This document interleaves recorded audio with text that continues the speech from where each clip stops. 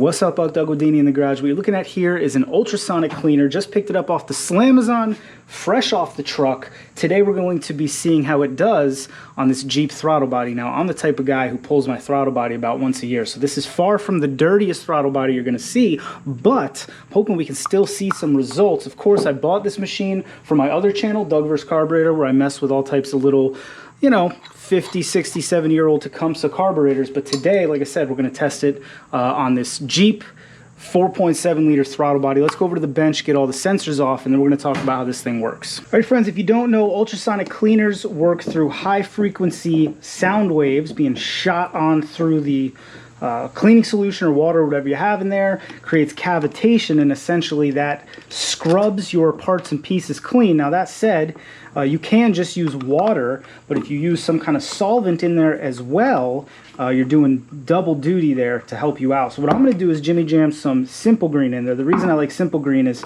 first of all, it's environmentally safe. I got dogs and the executive producer running all over the place, but more importantly, it's safe on plastic and aluminum, which not all solvents are. And the astute among the viewers will notice that this throttle body is entirely plastic and aluminum. So I'd love to not, melt it, deform it. What I am doing is popping off these sensors. This is your throttle positioning sensor. This is your idle air controller. Neither of these do I want to be submerged in warm cavitating liquid. I'm pretty sure they'd be fine. Well, maybe not this one. Anybody who knows Jeep throttle positioning sensors knows that you want to keep them away from water. This IAC would probably be fine. Anyway, point is, I'm going to use this Simple Green here that I've got, and I'm going to probably dilute it 50-50. You could also use, I've seen people using vinegar. I've seen people using Super Clean, which is another great product. There are tons of them. And you could also use nastier stuff. The beauty of the ultrasonic cleaner that I got is that in addition to just having, a normal timer, you can also heat the liquid up. I do believe this machine will run for a half hour at 140 degrees, which is good enough to get any of the gunk, gack, or otherwise crustaceous stuff off of your throttle body, carburetor. I'm hoping to clean the wife's wedding ring at some point with this thing, maybe your old tools. I don't know, you can use all kinds of stuff. Anything that's not going to be damaged by the solvent, the cavitation, and the heat. So as previously mentioned, I pull this throttle body once a year as part of my maintenance, but it's still plenty dirty. You can see that. So we're going to jam it in there. Most of this is carbon, blow by.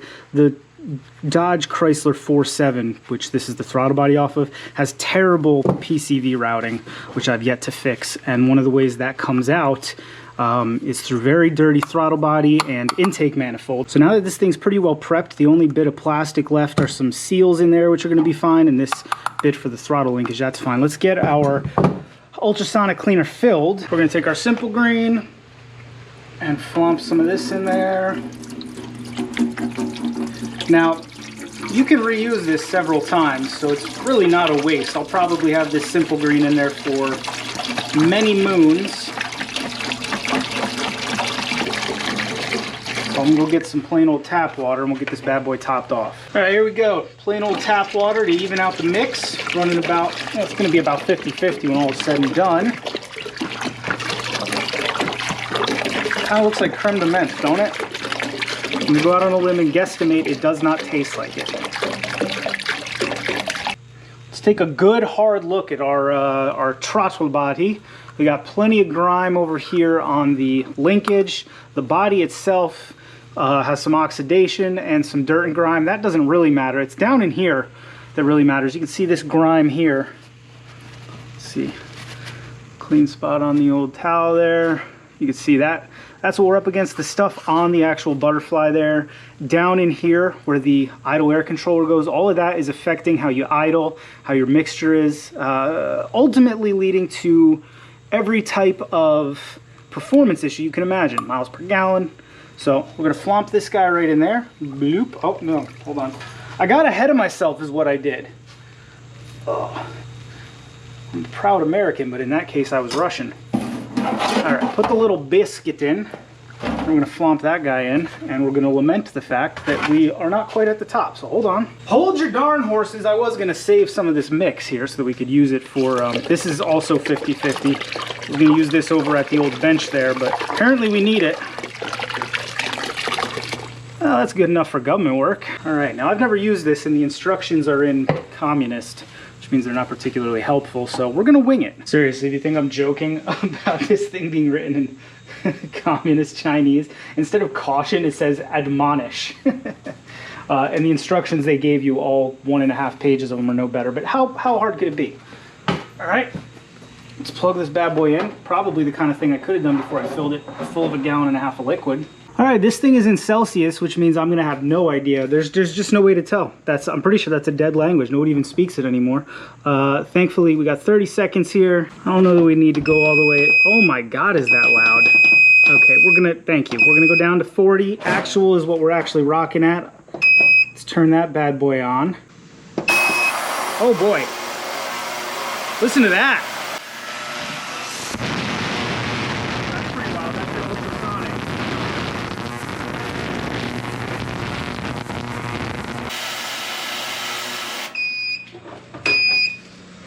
Alrighty, there we go. 30 minutes of cooking.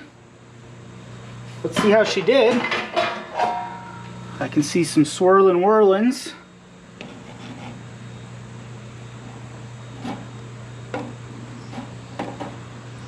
Huh.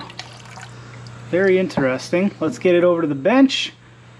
See if it was worth it. All right, now it becomes apparent that I'm gonna have to do some of the work still and kind of wipe it all down afterwards. But certainly, I mean, look at that, that's pretty wild. It loosened everything up.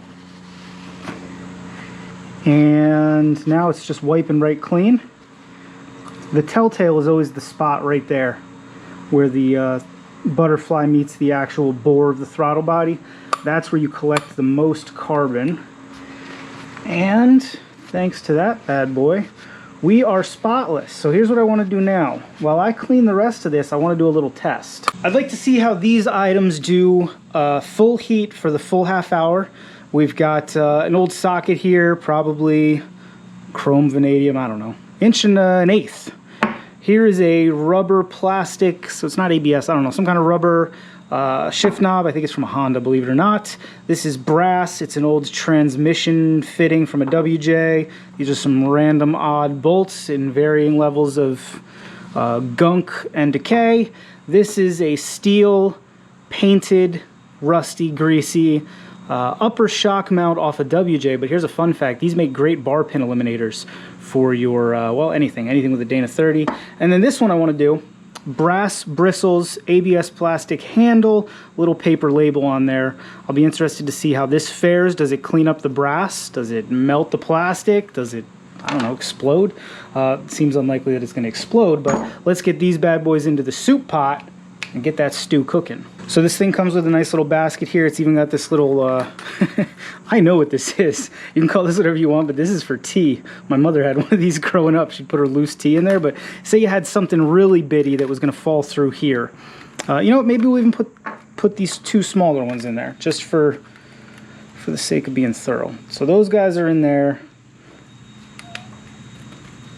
Throw this in there. The socket, which has got a fair amount of rust and grime on the insidey bits. This guy, which I just want to see if it melts or not.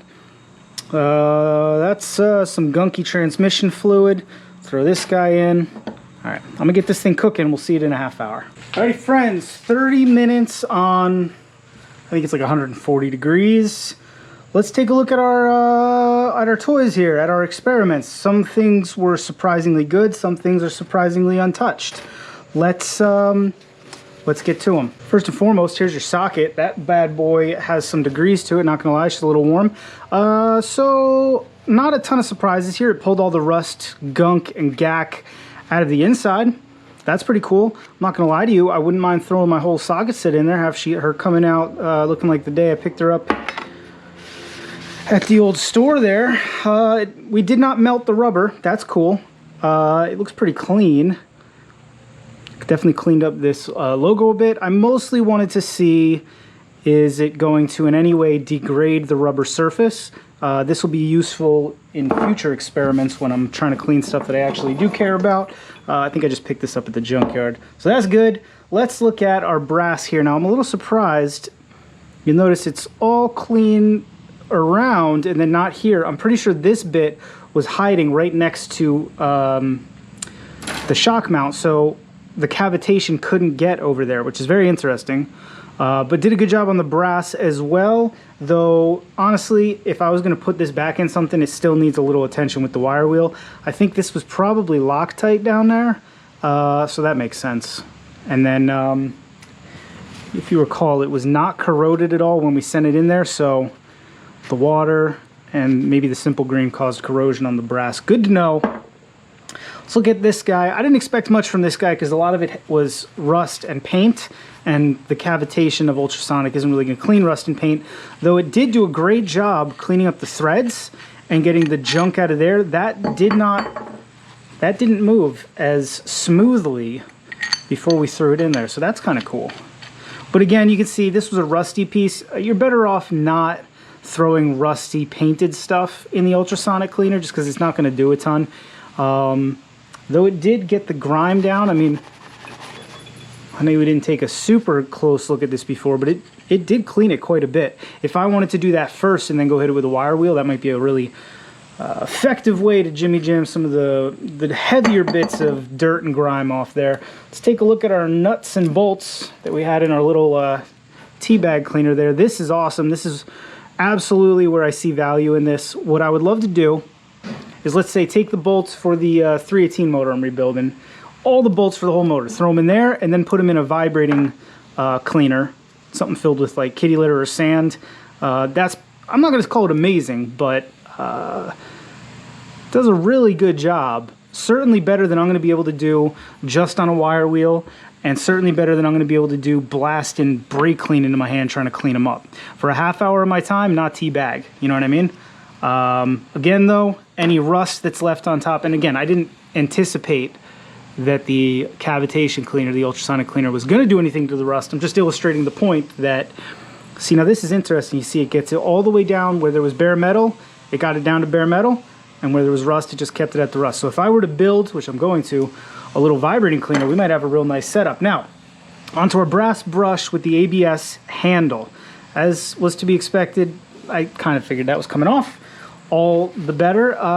Now, the reason I wanted to clean this is this brass brush is what I used to clean all my snowblower carburetors. So it ended up with the gnarliest, grossest gunk on the inside, and that little Ultrasonic Cleaner got it out of all of those teeth. Now, these brushes are 99 cents. Is it a big deal to just chuck them out and buy a new one? Of course not. This channel makes the big bucks. I'm not lying to you. We can afford 2, maybe 3 99-cent brushes per month with the ad revenue we're bringing in right now. But it illustrates how well that ultrasonic cleaning gets into tight spaces. You're never getting, I've tried cleaning these with brake clean, it's just not going to happen. And brake clean melts the handles, which didn't happen here. So, throw that somewhere. Our purpose here today was to test this bad boy out, see was it a 10 out of 10 purchase or total trash. Wasted your money. I think I mentioned this one, because of the size, was about 200 American dollars, which is not a small amount of money, but when you work on as many carburetors and car parts as I do, it's a pretty reasonable purchase. This is by no means a top of the line one. I think we illustrated that pretty well with the communist Chinese garbage all over the darn thing, but hey, she does the trick. By all means, let me comment down in the squawk boxes. What kind of stuff would you like to see cleaned in this thing? I'd like to do a video where we take some really wild stuff, some off-the-wall stuff, which I will have to take some time to collect over the next few weeks, and maybe we'll try to do another video. Certainly, if you follow my other channel, Doug V Carburetor, you're going to see a whole lot of Tecumseh carburetors going into this bad boy and coming out good as new. This one right here is a 1962 Tecumseh carburetor for that outboard motor that's been sitting on my bench for a month while I tried to source parts. Go figure, in 2021 it's difficult to source parts from an obscure outboard motor that was sold, math, years ago, but like 60 something years ago, 59 years ago. Anyway, point is, let me comment down in the squawk boxes. Let me know what you think about the Ultrasonic Cleaner. Well, let me know what you think about using it on the throttle body and our little test over there with the nuts and the bolts and the brush and the whatnot. If you got any experience with one of these and you'd like to give me a hint, a tip, a trick, whatever, I'd love to hear that. If you liked the video, that's just common sense. You like something, you like it. Subscribe to the channel. Maybe go check out our website, monkeywiththetoolbox.com. As always, thank you for watching. See you next time. Gonna get back to it.